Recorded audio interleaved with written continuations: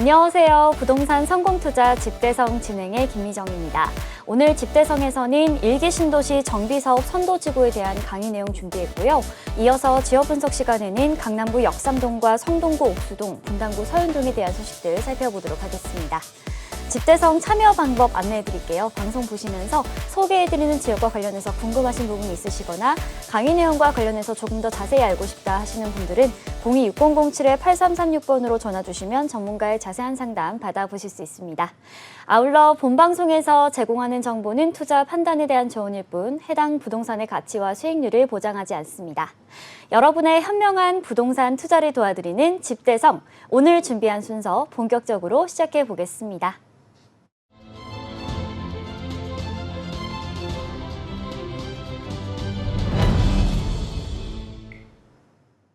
네, 수요일 일부 함께 하실 전문가분 소개해드리도록 하겠습니다. 우리재테크 부동산연구소의 박영신 소장님 나와 계십니다. 안녕하세요. 네, 안녕하세요.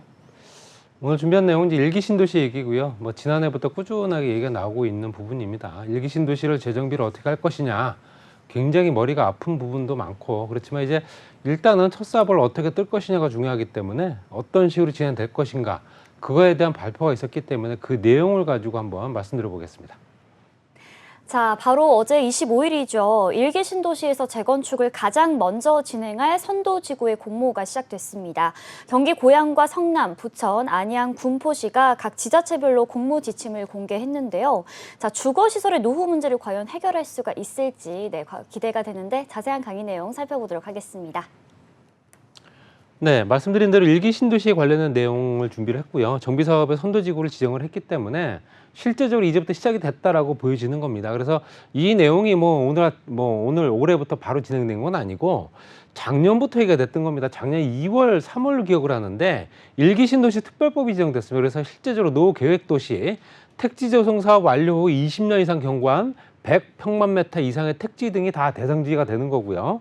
여기에 추진 체계는 기본 방침, 기본 계획, 특별 정비구역 지정하겠다라는 내용이 작년에 발표된 내용입니다. 그래서 실제적으로 기본 방침에는 모든 노후 계획 도시에 보편적으로 적용되는 가이드라인의 계획을 수립을 하고 실제적으로 재정비나 재개발 이런 사업들, 특히 이제 재건축 재개발 사업들이 시간이 굉장히 오래 걸린 사업이다 보니까 이런 지역의 구역을 지정을 어떻게 할 것이며 실제로 그 계획을 어떻게 수립을 할 것이냐 굉장히 중요한 부분이겠죠. 이 계획대로 움직이지 않으면 실제로 난개발이 될 수밖에 없기 때문에 따라와주는 민간 업체도 어떻게 선정할 것이고 이런 것도 필요하겠죠. 그래서 특별 정비 구역 내 추진 사업 유형을 제시를 했다. 이게 이제 국토부에서 발표된 내용이고요. 기본 계획은 특정 노후 계획 도시를 현재 도시정비 총괄 계획으로 구역 지정을 한 후에 실제적으로 이제 세부 계획을 만들 때 기반 시설 확충이라든가 특례 적용을 한다면은 용적률일 겁니다. 사실 용적률이 가장 큰 문제가 되었기 때문에 재건축을 못했던 부분이기 때문에 특히 일기 신도시 같은 경우는 더욱더 그렇죠. 거기를 특례 적용을 하는 지역이다 보니 특별 정비 구역을 지정하겠다는 겁니다. 특별하게 이 지역을 정비하자. 이런 내용이 들어가는 겁니다. 그래서 대규모 블록 단위 통합 정비나 역세권 복합 고밀 개발, 실제로 광역교통시설 이런 것들 아무래도 인구가 좀 세대수가 늘어나게 되면 교통망도 어느 정도 해소를 해줘야 되기 때문에 이런 기반 시설의 확충을 또 어떻게 할 것인가에 대한 부분도 굉장히 머리가 아플 겁니다. 그래서 도시 기능 강화 사업까지 같이 진행하면서 이런 것들을 지자체와 국토부가 같이 진행한다. 기본 방침은 국토부에서 만들고 기본 계획과 특별 정비구역은 지자체에서 알아서 하게끔 이렇게 진행되는 겁니다. 그래서 실제적으로 해당 지자체 단체장이 결정할 수 있는 여건들이 충분하다. 그렇지만 그 여건들을 충분히 만들려면 주민들의 의견도 수렴을 해야 되고 공청회도 열어야 되고 굉장히 조건들이 까다로워지겠죠. 그래서 현재 특별 정비구역에 대한 각종 특례, 이거는 재건축 안전진단입니다. 이건 완화가 됐죠, 이미. 그래서 공공성 확보 시 면제 가능하다. 공공임대주택이라든가 공공성 확보 또는 현재 공공시설들 이런 것들 배치를 얼마나 하느냐에 따라서 실제적으로 재건축 안전진단을 조금 더 완화하겠다라는 얘기입니다. 그래서 재건축 안전진단을 기준을 잡는 거는 실제로 이제 노후도를 더 평가를 하는 거죠. 주거 환경 이런 것을 같이 이제 첨가시키면서 그 주택이 얼마나 노후가 됐는가 이런 부분과 주변 환경, 그러니까 주거 환경이 얼마만큼 현재 열악한가 이것도 많이 포커스로 잡는 겁니다. 그래서 현재 재건축 안전진단도 그만큼 완화가 됐고 토지 용도가 바뀌게 되면 용적률이 달라지겠죠. 용적률을 상향할 수 있는 여건들을 충분히 만들어야 된다. 이런 내용도 들어가는 겁니다. 그래서 입지 규제, 실제적으로 입지 이 여건을 만들 때 그 규제를 현재 최소로 하자는 겁니다. 입지에 관련된 특히 이제 그 지역에 어떤 식으로 개발하기 위한 아웃라인 제시가 됐을 때 그 물건지가 있는 그 주변 상황을 현재 규제를 최소화로 하자. 그래서 그걸 구역으로 지정을 하자는 내용입니다. 이런 것들이 이제 리모델링을 하게 되는 사업과 같이 또 병행될 수 있기 때문에 리모델링 세대수가 더 증가될 수 있는 여건이 되겠죠. 용적률이 높아질 수 있는 조건이 되기 때문에 이런 것들이 현재 특별 정비구역에 대한 각종 특례와 지원을 하겠다. 이런 내용이 들어가 있는 거고요. 인허가 사항은 지자체별로에서 굉장히 어떤 통합 심의로 이루어지지 않으면 굉장히 절차가 까다롭고 시간이 오래 걸립니다. 그렇다 보니까 이건 통합 심의로 가자. 한꺼번에 심의를 하자는 얘기입니다.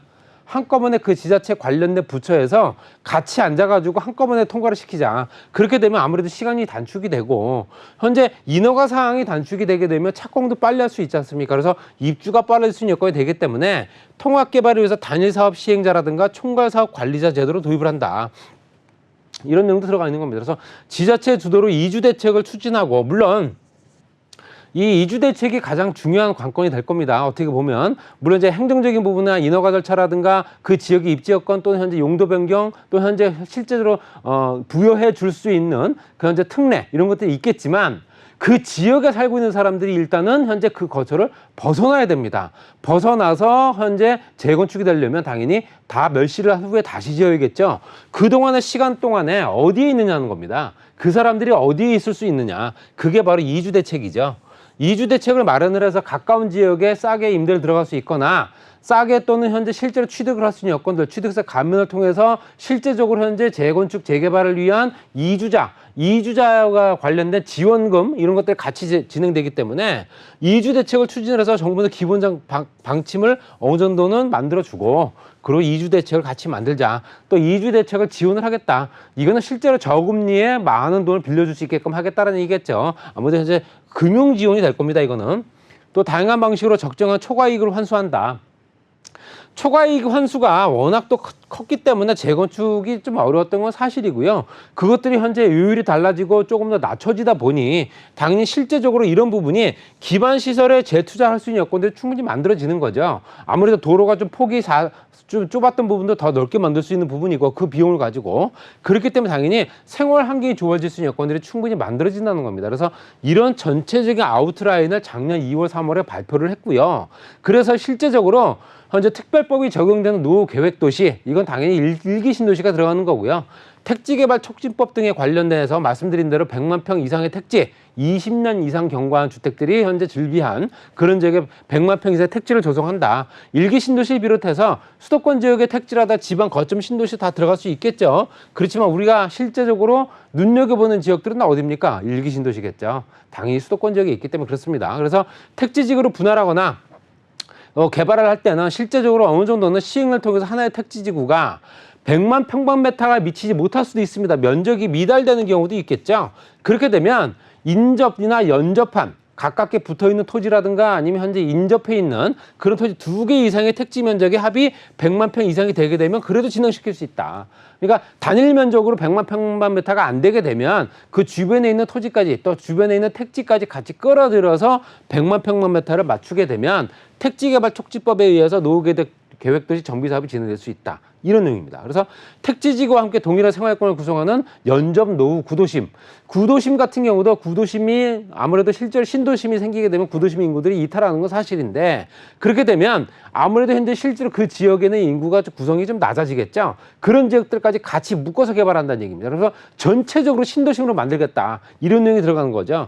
그렇기 때문에 계획적인 부분에 봤을 때는 앞으로도 진행될 수 있는 택지개발지구 또 이제 택지개발 촉진법에 의해서 여러 가지 변화가 생기겠지만 이런 것들이 앞으로 정말로 1기 또는 2기 2기 신도시 또 3기 신도시까지 영향을 미칠 수 있다는 얘기입니다. 그래서 이런 것들이 앞으로 우리 수도권 지역, 특히 이제 밀집되어 있는 그런 지역에 현재 신도시들, 특히 이제 오래된 신도시들, 이제 신도시라고 할 수가 없죠. 이제 구도시죠. 너무 오래돼서. 그래서 그런 도시들이 현재 실제로 어느 정도는 탈바꿈할 수 있는 여건들이 충분히 만들어진다라는 내용입니다. 그래서 1기 신도시의 현황을 잠깐 보겠습니다. 노후주택 비율은 얼마나 되고 노후도가 얼마가 되는지. 전체적으로 1기 신도시는 한 26만 5천 가구 정도 되고요. 그중에서 19만 7천 가구 정도가 25년 된 가구입니다. 노후도가 73%입니다. 굉장히 오래됐죠. 당연히 실제로 뭔가 변화가 생길 수 있는 조건들이 충분히 만들어진 거지만 또 이제 지역적으로 봤을 때도 일산 같은 경우는 실제로 5만 8천 가구 중에서 4만 천 가구가 25년 된 겁니다. 71% 정도의 노후도를 나타내고 있고요. 중동 같은 경우는 3만 8천 가구 중에 2만 8천 가구, 71.7%. 거기에 산보는 3만 9천 가구 중에 3만 가구 정도, 그러니까 80% 정도 되는 거죠. 거기에 평촌 같은 경우는 4만 천 가구 중에 3만 7천 가구, 89.9%. 산본이 더욱더 평촌이 노후도가 더 심각한 부분을 나타내고 있죠. 이 수치로만 봤을 때. 분당 같은 경우는 현재 9만 1천 가구 중에 5만 8천 가구, 64.5% 정도가 현재 실제적으로 노후도가 현재 굉장히 노후주택 비율이 높은 걸로 나타내고 있다라는 부분입니다. 그러면 1기 신도시가 이렇게까지 20, 30년이 지나는 동안 왜 손을 못 대고 있었을까? 그 이유는 간단합니다. 일산이 최초 입주를 92년도 9월 달에 했습니다. 근데 실제적으로 현재 용적률 평균은 현재 169% 정도입니다. 그렇지만 신도시를 만들면서 용적률을 엄청나게 높여줬습니다. 임대주택 비율을 195%대까지, 분양아파트를 210%대까지 용적률 상향을 해준 겁니다. 그렇기 때문에 지금 현재 15층, 20층 이상 되는 건물들이 다 들어갈 수 있는 조건들이 이때 만들어진 거죠. 그렇다 보니까 여기서 추가적인 용적률을 더 높여주기 위해서는 굉장히 여러 조건들이 까다로운 부조건들이 따라와 줘야 되기 때문에 못했던 거죠. 중동도 마찬가지입니다. 93년도 2월 달에 현재 입주했지만 현재 용적률 평균이 226%인데 현재 그때 당시에 93년도 다시 210에서 220%다 찾아먹은 거예요. 그렇기 때문에 당연히 여기서 추가 용적률이 발생하지 않으면 조합원이든 시행사든 시공사든 현재 실제 사업성이 떨어진다고 보는 겁니다. 당연히 개발 사업이 안 됐던 부분이고, 3번 같은 경우도 92년 4월달 현재 용적률 205%, 지구단위 계획상 용적률 제한을 현재 200에서 230%대까지 잡았었던 부분이기 때문에 당연히 지금 보시게 되면 이 5개 지역이 대부분 다 현재 용적률만큼 예전에 많이 현재 용적률을 취득을 해서 용적률을 현재 혜택을 받았기 때문에 용적률 혜택을 받은 부분 때문에라도 신축 정비 사업이 그 부분이 있었다. 이렇게 말씀드릴 수 있기 때문에 이런 부분을 조금씩 해소하겠다는 내용이겠죠. 서울시도 마찬가지고요. 그래서 어제 발표된 내용에는 일단은 전체적으로 다 할 수는 없으니 이 5개 지역 중에서 가장 먼저 할 수 있는 지역을 먼저 선별을 하자. 그렇게 해서 분당에 8천 가구 정도, 그 다음에 일산에 6천 가구, 평촌에 4천 가구, 중동에 4천 가구, 3번에 4천 가구 해서 총 한 2만 6천 가구 플러스 알파를 해서 실제적으로 정비 물량의 10에서 한 15% 정도 되는 물량을 일단 선도지구로 지정을 하자. 가장 먼저 진행되는 지역이다라는 얘기겠죠. 그래서 가장 먼저 진행을 한번 시켜보고 그 다음에 사업성이라든가 현재 개발 됐을 때 어떤 수익이라든가 여러 가지 주변 반응 이런 것들도 한번 지켜보면서 추가 물량을 또 확보하자, 이런 내용이겠죠. 일단 먼저 시작을 한번 해보자, 그 얘기입니다. 그래서 실제적으로 공모가 시작됐는데 구역 내 전체 토지 등 소유자의 50% 이상 동의가 필요하고요. 거기에 공동주택 단지별 토지 등 소유자서 50% 이상, 그러니까 절반 정도는 무조건 현재 실제적으로 공모 대상은 50% 이상 현재 동의를 해야지만 공모 대상이 되는 거고요. 주민 동의 여부는 현재 주민 동의율을 60점 정도 보고 있습니다. 동의가 가장 중요하다는 얘기죠. 그만큼 주민의 의견을 더 많이 반영을 하겠다. 현재 정주 환경이라든가 이제 세대수, 주차수 이런 것들 따지게 되는 부분이 10점. 도시기능 활성화라든가 어느 정도는 도시 기능을 제대로 할 수 있을까? 더 방대해지고 더 커지게 되면 지금보다 도시 기능이 더 활성화될 수 있을까? 부분이 10점. 정비사업 추진의 파급 효과, 참여주택단지라든가 참여세대수, 이것도 각각 10점씩입니다. 그래서 이런 부분이 충족이 되게 되면 어느 정도 진행시킬 수 있다는 얘기겠죠. 공모가 시작됐다고 해서 말씀드린 대로 지금 이제 5개 구역이 26,000가구가 바로 진행되는 게 아니라 공모가 진행되는 과정 속에서 또 세대수는 달라질 수 있습니다. 그래서 이런 것들이 선도지구 선정계획이 5월 22일 날 이미 발표가 됐고요. 지자체별 공모 공고가 어제부터 시작됐습니다. 그래서 선도지구 공모 접수 9월, 10월 달에, 그 다음에 선도지구 선정이 11월 달에 되는 겁니다. 그러니까 전체적으로 26,000가구로 지정을 하되 여기서 현재 동의료라든가 이런 것들을 따졌을 때 가장 빠르게 진행된 지역이라든가 동의율이 높은 지역들, 이런 지역들이 세대수는 더욱더 달라질 가능성이 크다. 이렇게 보시면 될 것 같고요. 추진 일정을 보게 되면 말씀드린 대로 공모 지침이 어제 발표가 됐고요. 9월 달에 제안서 접수가 되고 현재 10월 달에는 국토부 협의를 통해서 평가를 하고요. 거기에 11월 달에 선도지구 선정이 되겠죠. 11월 달 되게 되면 정말로 5개 지역 중에서 어느 지역이 또 어느 정도 세대수가 현재 재건축이 되는지를 알 수 있다. 2025년도 특별 정비구역이 지정이 될 테고요. 거기에는 시행계획, 관리, 처분계획 같이 들어갈 겁니다. 26년도에 1년 텀을 두고서 26년에 진행이 될 테고 착공을 2027년도에 하고 입주를 2030년도로 잡고 있는 겁니다. 그렇기 때문에 이런 것들이 2030년도면 앞으로 한 6년 정도 남았는데 6년이 채 안 남았죠. 6년 정도 남았는데 이런 것들이 같이 진행되면서 선도지구가 어떻게 변화가 생기느냐 이거에 따라서 당연히 여러 가지 여건들이 변화가 생길 수 있다라고 보여지는 거고요. 일기 신도시 사업 추진 계획을 보게 말씀드린 대로 정비 시기를 분산시키고 일기 신도시라든가 정비 시기 일시 같이 움직이게 되면 굉장히 혼란스러워질 수 있기 때문에 다시 정비 시기를 분산시키고 연도별 정비 선정 물량도 조정을 하겠다, 탄력적으로. 인허가 물량도 관리를 할 테고요. 이주 시기도 분산을 같이 하면서 한꺼번에 몰리지 않게끔 그렇게 하겠다는 얘기겠죠. 전세 시장의 혼란 방지 이주 대책 신도시 주변 개발 사업 차질 없이 관리하되 전세 시장의 동향이 어떻게 움직이는지를 보고 한꺼번에 또 전세 수요가 몰리게 되면 가격은 급등할 수밖에 없기 때문에 수급 동향을 모니터링한 후에 신규로 공급을 할 수 있는 여건들을 충분히 만들어서 전세 물량을 그만큼 확보하겠다는 얘기가 되겠죠. 신도시별 기본 계획에 이주 대책도 포함된다 돼 있습니다. 그래서 3기 신도시 신규 택지 개발 사업도 차질 없이 추진하겠다. 1기 신도시만 신도시가 아니기 때문에 지금 진행되고 있는 2, 3기 신도시 같은 경우도 신규 택지 개발 사업 지구가 진행되면서 시금은 소규모 개발 사업 등을 통해 이주 수요를 분산시키고 같이 움직일 수 있거든요. 이게 수요가. 그런 것들을 어느 정도는 현재 실제로 분산 효과 또 수요가 갑자기 몰리는 이런 효과가 나타나지 않도록 시장의 혼선이 나타나지 않도록 만들겠다는 내용이 들어가 있습니다. 지금까지 쭉 설명을 들어봤는데 일기 신도시 선도지구가 과연 11월 달에 물량이 얼마나 확보되고 어떤 지역에 선정이 될지가 가장 크게 이제 관심사가 될 겁니다. 그래서 일기 신도시 개발이 초미의 관심사가 될 수밖에 없는 거는 위치가 너무 좋은 지역에 있기 때문에 당연히 그렇고요. 아무래도 현재 정부 정책에 따라서 움직이는 부분 때문이기 때문에 민심을 또 고려할 수밖에 없는 부분이고 정책을 또 반영한 부분이기 때문에 당연히 어느 정책에 관련된 내용에 어떤 긍정적인 평가가 나오면서 어느 정도는 현재 실제적인 그 국민들의 호응도가 높아질 수 있는 조건이 될 수 있다라고 보여지는 겁니다. 그래서 앞으로 지켜볼 필요가 있고요. 내가 일기 신도시에 거주하신다면은 이런 부분을 꼼꼼히 한번 따져보시고 공모 일정이 어떻게 잡혔는지 또 나는 해당되는지 한번 따져보시기 바랍니다. 네, 잘 들었습니다. 다시 한번 좀 간단하게 정리를 해보면요. 일기 신도시 선도지구는 수도권 최초 신도시의 주거시설 노후 문제를 해소하기 위해서 정부가 인허가 규제 완화 등 정책 인센티브를 제공하는 재정비 사업이다라고 보시면 될 것 같습니다. 현재 분당과 일산, 평촌, 중동, 삼본 등이 가장 먼저 대상 지역이고요. 평가 기준과 추진 일정 그리고 계획까지 꼼꼼하게 살펴봤습니다. 자, 강의 내용 들으시면서 또 궁금하신 부분 많이 생기셨을 것 같은데요. 세미나에서 정답을 찾아가시면 좋을 것 같습니다. 참여 방법 안내해 드릴게요. 다세대 주택 투자 요령이라는 주제로 매주 월요일과 목요일 양지역 2번 출구 인근에서 세미나가 열리고 있습니다. 참석하실 분들은 026007-8336번으로 예약해 주시고 방문해 주시면 됩니다. 자, 전세 사기 여파 때문인지 요즘 좀 다세대 주택 투자를 좀 어떻게 해야 되나 고민이나 걱정이 있으신 분들 많으실 것 같습니다. 이럴 때일수록 옥석 가리기가 중요할 것 같다라는 생각이 드는데 분명히 투자하기 좋은 또 재개발 가능성이 높은 주택들도 굉장히 많겠죠. 세미나에 참석하면 어떤 내용들 얻어갈 수 있을까요? 네, 다세대 주택을 입는 임대인들이 모든 사람들이 다 전세 사기범은 아닙니다. 실제로 일부에 국한된 얘기고요.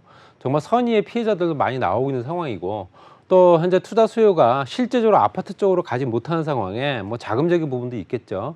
그렇다 보니 어떤 소액으로 투자하면서 실제로 나중에 향후에 어떤 개발 사업을 통해서 이익을 취할 수 있느냐, 이것도 굉장히 관건이겠죠. 뭐 재개발 지구에 다가구 주택을 취득한다든지 이런 부분도 있습니다. 그래서 다세대 주택도 투자를 하면서 실제로 그 주변 사업이 어느 정도 변화가 생기면서 내 투자 가치가 높아질 수 있느냐, 이런 요령을 가지고 말씀드릴 거고요. 어떤 지역이든 간에 현재 실제로 다세대 주택이 문제가 아니고 그 주택이 어디에 있느냐가 더 중요하겠죠. 지역적인 요건을 고려할 수 있게끔 현재 실제로 뭐 세미나를 통해서도 가능하고요. 전화나 문자 상담 가능합니다. 많은 분들이 현재 궁금증을 해소하시기 바랍니다.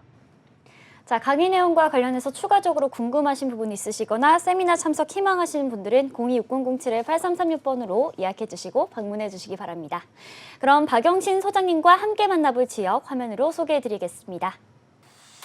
2호선 역삼역 역세권에 위치한 분리형 신축 오피스텔입니다.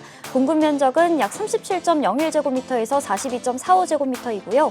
시세는 3억 2,500만 원에서 4억 6,500만 원 선입니다.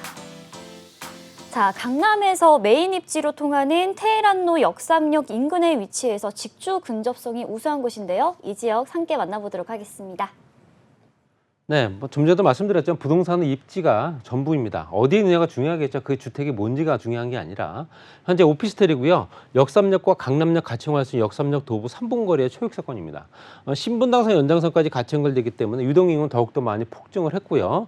뭐 현재 개발 사업이 진행되고 있지 않은 롯데, 부지, 또 삼성, 그 주변에 대기업들이 갖고 있는 토지들이 굉장히 많습니다. 그렇다 보니까 이 테헤란로 일대가 그만큼 그 부지를 통해서 뭔가 유통이라든가 상업시설들이 더욱더 확충될 가능성이 커졌다는 얘기고, 지금도 상업시설들이 많은 지역이고 직장인 구성들이 워낙 좋은 지역인데 국제로 복합지구, 이 주변에 GTX A노선, C노선부터 해서 여러 가지 연결된 교통 노선들 같이 연결되기 때문에 아무리 봐도 실제적으로 테헤란로만큼 가장 업무 시설에 집중되는 지역이 없지 않을까. 앞으로 더욱더 그럴 테고요. 4차 산업의 중심지가 될 수밖에 없는 여건이 충분히 만들어졌다, 이렇게 설명드릴 수 있습니다. 유동인구만 봐도 강남, 잠실, 홍대 뭐 이런 순서가 되지만, 물론 실제적으로 2023년도 1월 달에 이제 조사한 부분이겠지만 지난 10년 동안 봤을 때도 거의 강남역이 가장 유동인구가 많은 지역, 특히 승하차선이 가장 많은 지역입니다. 그 얘기는 유동인구, 생활하는 인구, 특히 이제 이 주변의 거주 인구가 아니라 직장 때문에 움직이는 인구뿐만 아니라 현재 여러 가지 이유 때문에 이 지역에 현재 유동인구가 그만큼 많다는 얘기고요. 유동인구 비율이 아침 6시부터 저녁 9시까지 실제적으로 이만큼 들어차 있습니다. 그 얘기는 이 주변의 교통이 체증이 엄청나게 심할 수밖에 없다는 얘기겠죠.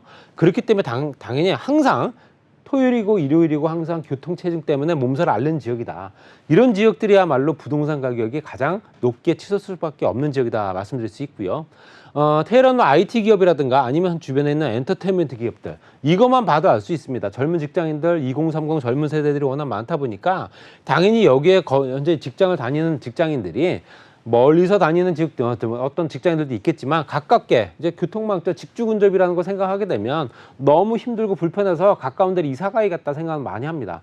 젊은 직장인들 혼자서 사는 1인 직장인 같은 경우는 굉장히 자유롭게 움직일 수 있기 때문에 오피스텔이라든가 아니면 소형주택들 이런 것들 굉장히 선호할 수밖에 없죠. 혼자 사는 인구 비율이 가장 높을 수밖에 없다, 이렇게 말씀드릴 수 있습니다. 서울시에서요. 그리고 서울 강남권 개발 방향은 현재 삼성역부터 강남역까지 끊어져 있는 테헤란로가 연장이 됩니다. 서초역부터 잠실역까지.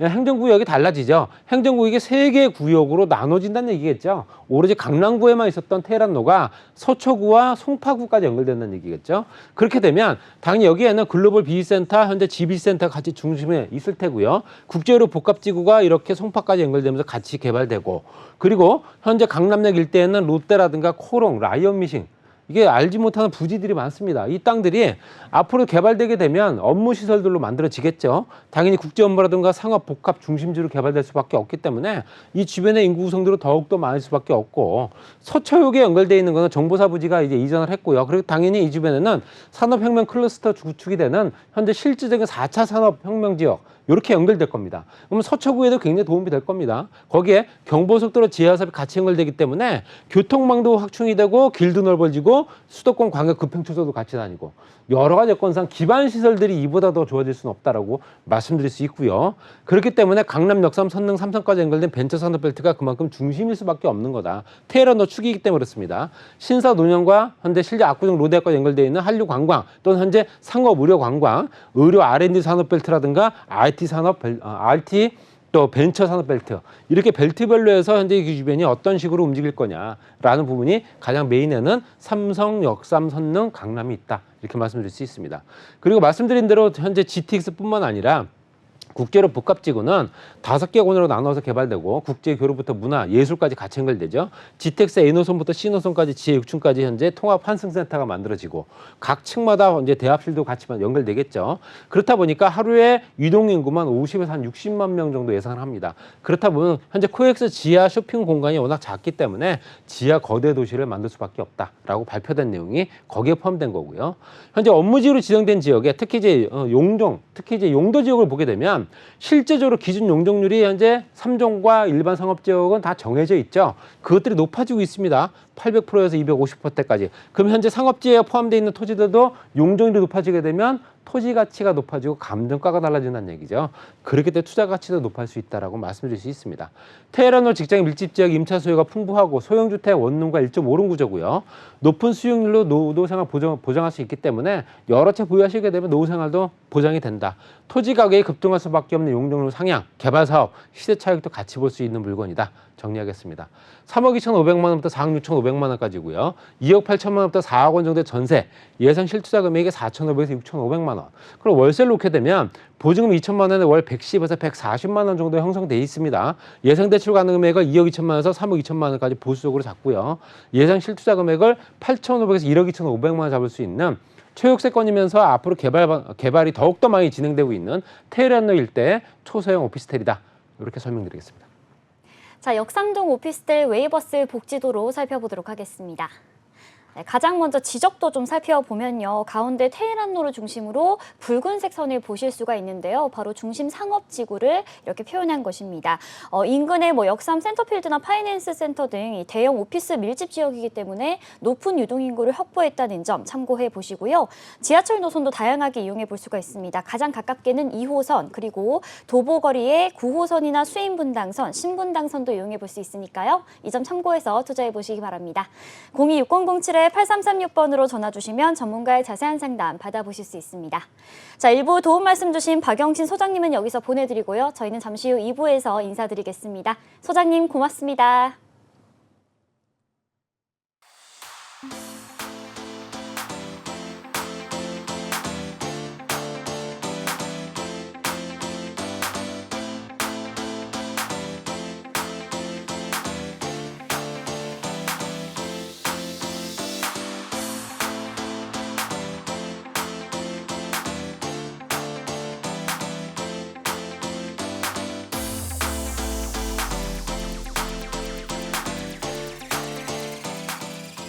네, 오늘 2부 함께해 주실 전문가분 모셔보도록 하겠습니다. 부자아빠 부동산연구소의 김원준 전무이사님 나와 계십니다. 안녕하세요. 네, 요즘 부동산 관련해서 좋은 소식들이 좀 많이 들리는 것 같습니다. 개발 관련된 이슈들도 많을 뿐만 아니라 거래량이 굉장히 많이 늘어나고 있죠. 그리고 계속적으로 신고가를 치고 나가는 아파트들 소식까지 이런 때 한번 투자에 대해서 다시 한번 또 생각을 해보셔야 될 것 같습니다. 자, 하락론자였었던 분들 같은 경우에도 최근에는 좀 이제 다시 돌리는 이제 다시 한번 좀 생각을 바꾸시는 모습들을 보여주고 있는데요. 자, 이렇습니다. 결국에는 의식주만큼은 결국에는 해결을 해야 될 문제이다 보니까 한번 이 부동산 시장에 대해서는 계속적으로 관심을 갖고 투자도 나서 보시는 게 더 좋지 않을까라고 말씀을 드리면서 오늘도 다양한 지역 정보 함께 알려드리도록 하겠습니다. 자, 훈풍이 불고 있는 서울을 비롯한 수도권의 부동산 시장에서 김원준 전무이사님께서 추천해 주시는 지역은 어디인지 자세하게 만나보도록 하겠습니다. 오늘 두 번째로 만나볼 지역 화면으로 보여드릴게요. 네, 3호선 경의중앙선 옥수역 도부 1분거리입니다. 전용 면적 약 9.3제곱미터의 아파트 단지 내 상가이고요. 시세는 2억 9,900만 원에서 3억 1,000만 원 선입니다. 2부에서는 두 곳의 아파트 단지 내 상가에 대해서 알아볼 텐데요. 가장 먼저 만나볼 곳은 옥수동입니다. 남쪽으로는 한강, 그리고 서쪽으로는 매봉산이 있어서 완벽한 배산 임수의 입지 조건이고요. 다리만 건너면 압구정 생활권을 누려볼 수가 있습니다. 이 지역 자세하게 만나보시죠. 네, 최근에 재개발, 재건축 사업이 다시 한번 좀 탄력이 받을 것을 예상을 하고 있는 상황입니다. 일기 신도시 재건축 특별법에 의해서 노후도시 계획도시 이제 계획법에 의해서 앞으로 그런 곳들이 개발이 많이 될 것이 좀 예상이 되고 있고, 그리고 서울 같은 경우에도 계속적으로 되는 이제 주택난 이제 공급난에 따라서 앞으로 재개발, 재건축 사업 좀 더 활성화가 될 것으로 충분히 예상이 되고 있습니다. 건설 자재비 같은 경우에도 이제 좀 내려간 모습들을 보여주고 있으니까 이제 안정을 찾아가고 있다라고 생각을 해보시면 좋을 것 같습니다. 이러한 상황에서 좀 다양한 호재들, 뉴스들이 있는 곳, 그리고 무엇보다도 지금 자금적으로 여력이 있으시다면 아파트를 구입을 하시는 것도 상관은 없겠지만 소액으로 향후 재건축이 될 만한 아파트, 괜찮은 사업성을 갖고 있는 그런 아파트를 한번 잡아보시는 것도 전 나쁘지 않다라고 생각을 하고 있습니다. 바로 향후 재건축을 했을 때에 한강변을 끼게 되는 아파트라던가 아니면 일개 신도시들처럼 용적률을 최대한 혜택을 받을 수 있는 아파트, 그런 단지 내 상가를 잡게 될 경우에는 재건축 사업에 있어서 보다 더 효율 높은 투자가 가능하다 보니 이런 쪽도 생각을 해보시면 좋을 것 같습니다. 오늘 말씀드릴 두 곳, 아파트는 아니라 아파트 안에 위치해 있는 단지 내 상가입니다. 왜 단지 내 상가를 잡는지 한번 그 이유를 신문 기사를 통해서 살펴보도록 할 텐데요. 한 평당 4억 없어서 못 판다. 재건축 아파트보다 몸값 비싸진 아파트 단지 내 상가에 대한 신문 기사가 되겠습니다. 올림픽 선수기자촌 상계주공 재건축 상가도 이딴 신고가를 찍고 있다라는 신문 기사들입니다. 주택수에 안 잡히고 세부담이 확 줄었다. 자, 이게 가장 큰 포인트가 될 것 같고요. 재건축, 썩은 상가, 사람들이 몰리는 이유라는 신문 기사가 되겠습니다. 자, 바로 새 집을 받을 수 있다라는 기대감, 이게 가장 중요한 건데요. 자, 아파트 단지 내 상가 몸값이 높아진 가장 큰 이유는 재건축이 진행되면 상가 대신 새 집을 받을 수 있다라는 그 기대감 때문에 이런 소형 평형대의 아파트 단지 내 상가들이 큰 인기를 끌고 있다라고 말씀을 드리겠습니다. 단순히 장사가 잘 돼서 월세가 많이 나와서 이런 상가를 사는 것은 아니고요. 오히려 이런 노후된 상가를 구입하실 경우에는 오히려 돈 들어갈 일들이 더 많으실 것 같습니다. 자, 하지만 그런다 하더라도 이자 비용을 부담을 하고, 그리고 건축에 이제 건물에 있어서도 이제 노후된 부분들이 발생이 되다 보니 임차인뿐만 아니라 임대인 쪽에서도 조금씩 비용은 들어가겠지만, 그래도 이런 상가를 잡는 이유는 바로 효율 높은 재건축에 투자가 가능하다. 그게 가장 큰 포인트가 됩니다. 자, 빠른 재건축 사업을 위해서 조합이 상가 조합원들을 포용하는 쪽으로 방향을 선회하는 분위기로 가는 것이 요즘 추세.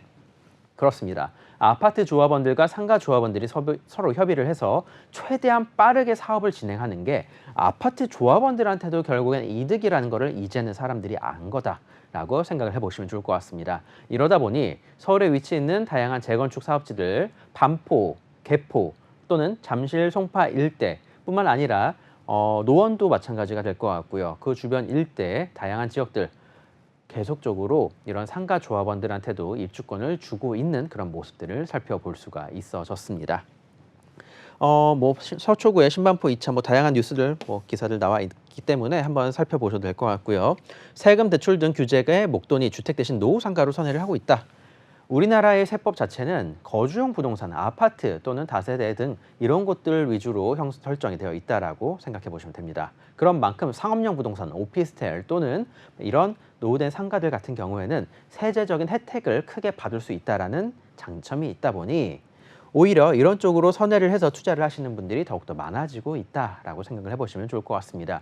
특히나 다주택자이신 분들 같은 경우에는 이런 상업용 부동산 쪽을 생각해 보시는 게 더 좋을 뿐만 아니라 자녀들한테 증여를 해서 우리 자녀들이 합법적인 자산 증식이 가능하게끔, 또한 상가이다 보니까 이런 상가를 갖고 있다 하더라도 청약 통장은 청약 통장대로 활용이 가능하다라는 큰 장점을 갖추고 있는 겁니다. 자, 그러면 두 마리의 토끼를 모두 잡을 수 있는 그런 기회를 얻게 되는 거니까 우리 자녀들한테 큰 기회를, 그리고 큰 도움을 주는 거다라고 생각을 해보시면 좋을 것 같습니다. 상황이 여의치 않으면 따로 개발도 가능하다. 자, 상권이 굉장히 좋을 경우에는 상가 부분을 따로 재척을 해서 가기도 하는데 이러한 부분들 같은 경우에는 좀 이것도 시간이 오래 걸리다 보니까 생각만큼 이런 것들을 선택하는 케이스가 많지는 않다라고 말씀을 드리겠지만 다양한 방식으로의 개발도 가능하다 보니 이런 거는 뭐 옵션 상황이다라고 생각을 해보시면 좋을 것 같습니다. 다주택 피하고 입주권까지 풍기현상 벌어진 투자, 아파트, 단지 내 상가 계속적으로 말씀을 드리고 있는 겁니다. 자, 뭐 다양한 뉴스들 나와 있습니다. 올림픽 선수기자촌의 상가 거래 내역들, 매매 가격, 평당 가격이 계속적으로 올라가는 모습들을 보여주고 있을 뿐만 아니라 다주택자는 상가 매수가 유리하다라는 그런 신문 기사 되겠습니다. 내년부터 상가 쪼개기 금지 서울 강남 목동 재건축 탄력받을 것으로 예상이 된다. 이미 올해부터 쪼개기는 거의 금지가 되었다라고 생각을 해보시면 좋을 텐데요. 특별한 상황이 아닌 이상은 더 이상은 쪼개기는 힘들어졌다라고 생각을 하시면 될 것 같습니다. 그런 만큼 소형 평형대의 아파트 단지 내 상가들 계속적으로 그 희소성으로 인해서 가격 올라가는 모습들을 보여주고 있다라고 말씀을 드리겠고요. 자, 국토부에서도 상가 대신 아파트 분양을 금지하고 쪼개기 방지 예고에도 상가 투자 수요는 계속적으로 이루어지고 있다라고 합니다. 자, 국토부에서 표준 정관을 내놨지만 결국에 정관은 수정을 해야 됩니다. 아파트 조합원들과 상가 조합원들이 서로 어떻게 협의를 하느냐에 따라서 서로 윈윈할 수 있는 상황이 만들어지는 건데요. 자, 이렇게 상가 조합원들한테 선택권을 주지 않는다라고 했을 경우에는 서로 좀 시간이 많이 걸리겠죠. 자, 그런 만큼 시간이 많이 걸리는 만큼 서로 바로 조금 안 좋은, 그러니까 사업성이 떨어지는 그런 모습들을 보여주게 되는 겁니다. 하지만 이제는 상가 조합원들뿐만 아니라 이 아파트 조합원들도 알고 있습니다. 빠른 사업 진행만큼 가장 중요한 것은 없다라는 걸, 그런 만큼, 그리고 또한 아파트 커뮤니티 시설을 늘리는 게 낫지 상가 늘려봐야 딱히 도움도 되지 않고요. 상가가 많아봐야 이거 분양도 제대로 되지 않아서 공실로 남아있거나 오히려 안 좋은 모습들을 보여주긴 하는 만큼 오히려 이런 상가는 개수를 줄이고 그리고 커뮤니티 시설들은 늘려나가는 게 서로한테 이득이 되는 상황이라는 것도 역시나 알고 있습니다. 최근에 지어지는 대단지 아파트들을 한번 살펴보시면은 이게 과연 어떤 말인지 한번 이해가 되실 것 같고요. 자, 재건축 기대 단지 내 상가 인기 1제곱미터당 최고 1억 5천까지도 거래되고 있다. 뭐 다양한 뉴스들 나오고 있습니다. 자, 도정법입니다. 도정법에서 과연 어떻게 설정을 해놨길래 상가 조합원들과 아파트 조합원들이 서로 협의를 잘 해나가야 되는지 한번 알아보도록 하겠습니다. 아파트 건물 각 동들과 상가 건물 과반 이상의 동의가 필요하다. 자, 재건축의 첫발이죠. 조합 설립을 하기 위해서는 상가의 동의가 필수적으로 들어가야 되는 겁니다. 자, 그런 만큼 상가 과반의 인원을 움직일 수 있는 그런 상가들 같은 경우에는 한번 투자를 나서 보셔서 향후 이제 서로 협의를 통해서 아파트 입주권으로 받아가시는 것도 좋은 투자 방법이 된다. 또는 이런 상가들 같은 경우에도 계속적으로 대단지 위주로 구성이 되는 곳이 많다 보니까 상가로 다시 또 받아가시는 그런 분들도 많이 있습니다. 특히나 1층에 상가를 갖고 계신 분들 같은 경우에는 지금까지 뭐 월세로 재미를 많이 보셨기 때문에 다시 한번 상가로 받는 분들도 계시고요. 그리고 넓은 평형대의 상가를 갖고 계신 분들은 뭐 아파트를 하나 가져가고 그리고 상가를 또 하나 가져가는 그런 케이스들도 많다 보니까 결국에는 선택권을 줘서 더욱더 빠른 개발을 추진하는 게 서로한테 이득이 되는 상황이다라고 정리해서 말씀드리겠습니다. 자, 오늘 말씀드릴 곳 성동구 옥수동입니다. 압구정동 바로 위쪽에 동호대교만 건너가게 되면 위치해 있는 곳이 바로 이곳 옥수동이 되겠는데요. 왼쪽으로는 용산구 함남동이 형성이 되어 있고 길만 건너게 된다면 바로 압구정동이 위치해 있는 그러한 곳이 되겠습니다. 지하철은 바로 경의중앙선과 3호선이 지나가다 보니까 다양한 교통 환경 잘 조성이 되어 있을 뿐만 아니라 한강변을 약 400m 정도 끼고 있는 한강변에 위치해 있는 아파트다라고 생각을 해보시면 좋을 것 같습니다. 그만큼 향후 서울시에서 한강변 일대를 개발을 하게 됐을 경우에 다양한 인센티브적인 혜택을 받을 수 있는 그런 아파트다라고 생각을 해보시면 좋을 것 같습니다. 역 인근에 있기 때문에 역세권 개발 계획 가능하고 한강변에 위치해 있기 때문에 한강변 일대에 추가적인 인센티브를 받을 수 있는 그러한 것들을 기대를 해보셔도 될 만한 그러한 아파트다라고 말씀을 드리도록 하겠습니다. 자, 구청장 같은 경우에도 이곳 일대에 다양한 업무 시설들을 앞으로 계속적으로 집어넣으려고 하다 보니까 한번 큰 기대를 해보셔도 좋을 것 같습니다. 지금까지는 동호대교를 건너서 강남 일대 또는 바로 왼쪽에 용산과 마포 일대 다양한 지역들로 출퇴근을 하는 그런 사람들이 많았지만 이제는 이곳 성동구 자체에도 다양한 업무 시설들이 들어설 예정이니까 앞으로 더욱더 괜찮은 환경들이 조성이 될 예정이다라고 생각을 해보시면 좋을 것 같습니다. 주변 한번 아파트 가격 살펴보도록 하겠습니다. 한남 하이츠 지금 현재 재건축 들어가 있는 아파트가 되겠고요. 전용 87제곱미터짜리 매매 가격 17억에서 18억 정도 형성이 되어 있습니다. 재건축 아파트니까 뭐 전세 가격은 거의 안 나올 게 확실하고요. 자, 그리고 오늘 말씀드린 옥수 하이츠, 이곳 옥수역 바로 인근에 그리고 바로 한강변을 끼고 있는 이곳 아파트가 되겠습니다. 한강변을 약 400m 정도 끼고 있다고 말씀드렸죠. 그리고 바로 왼쪽에는 용산구 한남동 형성이 되어 있는 지역이 되겠습니다. 82평, 그러니까 전용 84제곱미터짜리 한번 살펴보면은 매매 가격은 18억에서 약 23억 정도까지 형성이 되어 있습니다. 5억 정도의 갭 차이가 나는 것, 5억 정도의 이제 차이가 나는 거는 한강 뷰가 가능한 아파트들 같은 경우에는 그 이상의 가치가 형성이 되다 보니까 그렇게 가격 차이가 나는 거다라고 생각을 해보시면 좋을 것 같고요. 향후 재건축을 하게 된다라면 오히려 한강뷰가 가능한 세대들이 더욱더 많아지지 않을까 생각을 해보고 있습니다. 그런 만큼 더욱더 괜찮은 가격대가 형성이 될 만한 아파트다. 향후 미래 가치가 더욱더 높아질 만한 아파트라는 점 말씀을 드려보도록 하겠습니다. 자, 재건축 아파트 투자할 때 어떤 것들을 봐야 되는지 한번 살펴보도록 하겠습니다. 현재 용적률이 낮아서 사업성이 좋아야 되고요. 3종 또는 상업지구에 위치한 것이 좋습니다. 자, 그리고 재건축 시 추가 용적률을 받을 수 있는 그러한 곳이 좋은데 제가 앞서 말씀드렸죠. 역 인근이나 아니면 한강뷰를 끼고 있어서 서울시에서 다양한 개발 혜택을 받을 수 있는 곳, 그런 곳을 노리면 좋다라고 말씀을 드리는 겁니다. 주민들의 협조가 잘 되고 업무 시설이 가깝고 지속적인 발전이 가능한 곳은 재개발이든 재건축 사업이든 모두한테 이득이 될 만한 내용이니까 넘어가도록 하겠습니다. 자, 투자 포인트 살펴보도록 할 텐데요. 한강변에 위치해 있으면서 용산권역이고 그리고 2개 지하철 노선에 위치한 아파트입니다. 인근 재개발과 재건축으로 한강변 명품 주거지역으로 계속적으로 발전하고 있는 지역. 자, 그리고 아파트 단지 내 상가입니다. 단지 내 상가 소유권 확보로 조합 자격을 얻고 그리고 세테크까지 가능하다라는 점, 우리 자녀들한테 증여해주기 딱 괜찮은 그런 투자처다. 주택수에 포함이 되지 않으면서 재건축을 노리는 투자 방법이라는 점 다시 한번 말씀드리도록 하겠습니다. 시세 살펴보도록 하겠는데요. 시세는 약 3억 정도의 금액을 생각해 보시면 좋을 것 같습니다. 월세 뭐 그렇게까지 많이 나오진 않습니다. 노후된 상가니까 월세는 약 15에서 16만 원 정도 생각해 보시면 좋을 것 같고요.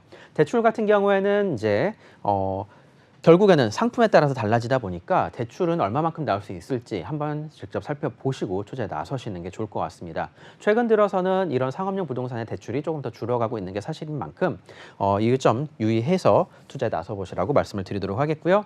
투자 금액 같은 경우에도 대출 가능한 금액에 따라 달라진 만큼 본인의 대출 가능 여부 살펴보시고 투자에 나서시라고 말씀드리도록 하겠습니다. 네, 방금 만나본 성동구 옥수동 웨이버스 복지도로 살펴보도록 하겠습니다. 자, 성동구 내에서도 옥수동은 한강을 끼고 있는 입지입니다. 자, 일단은 학령기 자녀를 두신 분들 좀 주목을 해보시면 좋을 것 같습니다. 이것 같은 경우에는 뭐 주변에 좀 마땅한 학원가가 없지 않을까라고 생각을 하실 것 같은데요. 그렇지 않습니다. 다리 한 정거장만 건너면 압구정 학원가 이용이 가능하고요. 명문 학군과 가깝기 때문에 이 점 참고해 보시면 좋을 것 같습니다. 그리고 추가적으로 또 아파트를 좀 살펴보면요. 이 이름만 봐도 좀 오래된 노후된 구축 아파트 상당히 많습니다. 재건축 가능성 높다는 점 참고해서 투자해 보시면 좋을 것 같습니다. 026007-8336번으로 전화 주시면 전문가의 자세한 상담 받아보실 수 있습니다. 오늘 마지막으로 만나볼 지역 화면으로 보여드릴게요. 네, 수인분당선 서현역에 위치한 아파트 단지 내 상가입니다. 전용 면적은 약 9.3제곱미터이고요. 시세는 1억 5천만 원에서 1억 7천만 원 선입니다. 서현역을 도보로 이용할 수가 있고요. 한정거장 거리의 판교역에서 신분당선을 이용할 경우 강남까지 30분 되면 이동이 가능합니다. 자세하게 만나보시죠. 자, 노후계획도시특별법 1기 신도시 재건축 특별법으로 인해서 가장 큰 혜택 받을 수 있는 곳이 분당이라는 점 이제는 다들 아실 것 같습니다. 자, 그만큼 이 분당 지역 지금 굉장히 떠들썩하고 상당히 좋은 소식들이 많이 들려오고 있는 그러한 상황입니다. 오늘 말씀드릴 지역 분당입니다. 분당 가장 첫 번째로 만들어진 진짜 첫 번째 신도시. 그 중에서 오늘 말씀드릴 곳 분당 서현동이라는 지역이 되겠는데요. 시범단지 같은 경우 어느 정도 선도지구로 지정이 될 것이 좀 예상이 되고 있는 상황이고요. 자, 저희가 만나볼 곳은 바로 이 효자촌이라는 지역이 되겠습니다. 분당 서현동 내에 위치해 있는 효자촌, 이곳 일대 같은 경우에도 이제 노후된 아파트들이 많이 있을 뿐만 아니라 바로 오른쪽으로 형성이 되어 있는 서현로라는 도로, 경부고속도로까지 바로 연결이 되는 가장 큰 도로 중에 하나가 되겠습니다. 자, 그런 만큼 향후 인프라 개발을 하기 위해서는 이 서현로 쪽을 건드릴 수밖에 없다라는 게 아마 정설이 될 것 같은데요. 자, 그만큼 이 주변 지역을 투자에 나서 보신다라면 더 좋은 뉴스를 더 들려오지 않을까라고 말씀을 드려보도록 하겠습니다. 개인적으로 분당 서현역 지역, 서현동 지역과 그리고 분당 정자동 두 지역, 저는 이 두 지역을 살펴보고 있는 만큼 향후 개발에 나서서 선도지구 지정은 안 되더라도 그 다음 타자가 될 만한 곳 지금 잡으시게 된다라면은 그렇게까지 프리미엄 많이 붙어 있지 않다라는 점 아실 것 같습니다. 자, 이 다음 타자가 과연 어디가 될지 그거 보고 투자에 나서시라고 저는 말씀을 드리도록 하겠고요. 10년간 집값 상승률 1위가 분당이었다라고 합니다. 일자리가 증가가 한 몫을 했다라고 하는데 판교 일대가 대규모로 개발이 됨에 따라서 바로 소득 수준이 높은 사람들이 이곳 분당 일대에 많이 들어왔다는 게 사실이 되겠고요. 그런 만큼 소득 수준도 높고 향후 재건축을 했을 때 그 동의율 상당히 높아질 수밖에 없는 곳이 분당인 만큼 다른 어떠한 신도시들보다도 저는 이 분당 지역은 한 번 정도는 투자 포트폴리오에 넣어봐도 되지 않을까라고 적극적으로 이제 말씀을 드리도록 하겠습니다. 1기 신도시 재건축 규제 완화 특별법 국회 본회의 작년에 통과했고요. 올해 계속적으로 특별법 관련해서 좋은 소식들 들려오고 있습니다. 1기 신도시 재건축 이제 선도지구 올해 이제 지정이 될 예정이고 이거 관련해서도 앞에서 말씀을 해주셨죠. 자, 그런 만큼 이제 얼마 남지 않았다라는 점 다시 한번 말씀을 드리도록 하겠습니다. 1기 신도시들 여러 곳들이 있습니다. 일산, 중동, 삼본, 평촌, 분당. 자, 이 지역 중에서 과연 어디에 투자를 해야 되느냐?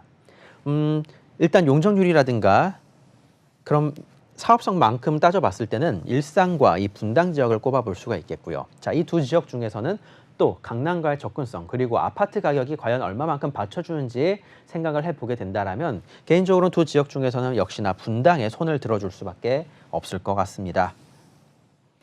1기 신도시에 투자를 하시게 된다라면 가장 먼저 첫 번째로 살펴보셔야 될 지역이 이제는 분당이다라고 큰 소리로 말씀을 드릴 수가 있을 것 같은 만큼 앞으로 사업 한 단계 한 단계 진행이 될 때마다 크게 올라가는 프리미엄 이제 바라보실 수 있지 않을까라고 조심스럽게 말씀을 드리도록 하겠습니다. 자, 재건축 단지 내 상가 투자 시 고려해야 될 점 다시 한번 말씀을 드리겠습니다. 자, 중요한 거 역시나 재건축을 했을 때의 사업성이 중요합니다. 오늘 말씀드릴 아파트는 준주거에다가 용적률도 약 160%대밖에 되지 않습니다. 자, 그러면은 인센티브를 받고 아니 인센티브를 받지 않는다 하더라도 용적률 약 400에서 500%까지 이 정도만 생각을 해보신다고 하더라도 사업성이 상당히 괜찮은 것을 살펴보실 수가 있을 것 같습니다.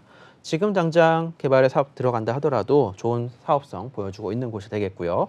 자, 정관에서 상가의 아파트 산정 비율이 중요한 건데 이 부분 역시 아직까지 정해진 것이 없습니다. 그런 만큼 아파트 상가 조합원들 한 목소리로 큰 소리를 내서 이 부분 협의를 해야 된다는 점 말씀을 드리도록 하겠고요.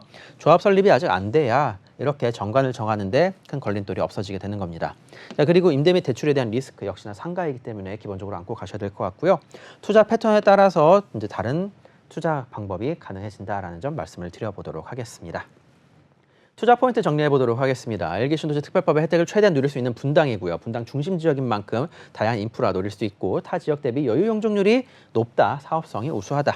자, 그리고 특별법 혜택을 받을 경우 더욱더 높아지는 이 분당 땅 한 평의 가치 그리고 상가이기 때문에 주택수에 포함이 안 된다라는 점, 세제적인 혜택을 받을 수 있다라는 점입니다. 자, 이제 막 시작하는 1기 신도시 재건축 사업입니다. 자, 뉴스가 나오는 만큼 이제는 투자를 하셔야 될 때다라고 말씀을 드리도록 하겠고요. 시세 약 1억 5천에서 1억 7천대 형성이 되어 있습니다. 지금 현재 임차가 완료가 되어서 대출은 불가능한 상황인 만큼 실제 투자 금액 1억 5천 전후로 생각을 해보시면 좋을 것 같고요. 좋은 소식들 계속 들려오고 있는 분당 지역에 대해서 말씀드렸습니다. 네, 성남시 분당구 서현동 웨이버스 복지도로 만나볼게요. 네, 지하철 노선 먼저 살펴볼게요. 수인분당선 서현역 가장 가까이서 이용해 보실 수가 있고요. 또 지금 거리에 다양한 역들이 있습니다. 일단은 판교역에서는 신분당선, 그리고 성남에서는 GTX A 노선, 임해에서는 광주나 이천으로 이동할 수 있는 경강선 이용해 보실 수가 있습니다. 이 판교 근처에 소득 수준이 높은 직장인들이 서현역 중심에 상당히 많이 살고 있으니까요. 학군도 명문 학군으로 상당히 잘 조성이 되어 있다는 점 참고해 보시기 바랍니다. 026007-8336번으로 전화 주시면 전문가의 자세한 상담 받아보실 수 있습니다. 이어서 이사님과 함께하는 세미나 참여 방법 안내해 드릴게요. 네, 24년 대세는 재개발, 재건축, 투자 방향 짚어드립니다. 매주 목요일 신노년역 3번 출구 인근에서 세미나가 열리고 있습니다. 참석하실 분들은 전화로 예약해 주시고 방문해 주시면 됩니다. 네, 세미나에 참석하면 어떤 내용들 얻을 수 있을까요? 네, 아마 조만간 이제 뉴스에서 나오기 시작할 겁니다. 자, 재건축 사업과 재개발 사업 다시 한번 가동을 하게 된다는 그런 뉴스가 뜰 텐데요. 지금 원자재비 가격이 상당히 많이 내려간 모습들 보여주고 있습니다. 자, 그런 만큼 다시 한번 추진을 하게 될 다양한 지역들의 재개발과 재건축 사업에 대해서 알아보는 시간을 갖도록 하겠습니다. 네, 서울을 비롯한 수도권의 집값이 오르면서 재개발, 재건축에도 관심이 부쩍 늘고 있는 것 같습니다. 김원준 이사님의 세미나 참석하셔서 자세한 정보도 얻어가시고 투자해보시면 좋을 것 같습니다. 026007-8336번으로 전화 주시면 전문가의 자세한 상담 그리고 세미나 참석까지 함께 해보실 수 있습니다. 본방송에서 제공하는 정보는 투자 판단에 대한 조언일 뿐 해당 부동산의 가치와 수익률을 보장하지 않습니다. 아쉽지만 오늘 저희가 준비한 소식은 여기까지입니다. 시청해주신 여러분 고맙습니다.